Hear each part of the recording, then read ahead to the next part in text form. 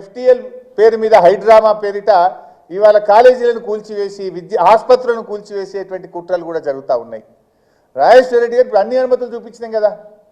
నాలా కన్వర్షన్ ఉంది, irrigation permission ఉంది, district high level committee permission ఉంది, హెచ్ఎండిఏ పర్మిషన్ ఉంది. ఇంక ఈ రాష్ట్రంలో ఒక కాలేజీ కట్టడానికి ఎన్ని అనుమతులు ఉండాలో అన్ని అనుమతులు తీసుకొని రాజేశ్వర రెడ్డి గారు కట్టింది తప్ప ఎక్కడ కూడా ఒక్క తప్పు కూడా చేసిన పరిస్థితి లేదు. ఈ కుట్ర ప్రజలకు అర్థం కావాలి కనుక అధికారులు కూడా అర్థం చేసుకోవాలని, ప్రభుత్వం కూడా ఈ కక్ష సాధింపు చర్యలు మానుకోవాలని చెప్పి మేము చెప్తా ఉన్నాం. రాజకీయాల కోసమో లేకపోతే రాజకీయ నాయకులను కొంతమందిని దృష్టిలో పెట్టుకొని చేపడుతున్న కార్యక్రమం కాదు ఇది.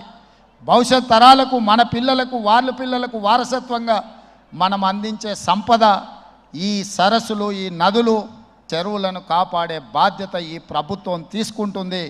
ఎవరు ఏమనుకున్నా, ఎవరు ఏ ఒత్తిడి తెచ్చినా వాటన్నిటిని పక్కన పెట్టి చెరువులను ఆక్రమించుకున్న వాళ్ళ భరతం పడుతుంది ఈ ప్రభుత్వం అని చెప్పి నేను ఈ సందర్భంగా తెలియదలుచుకున్నాను.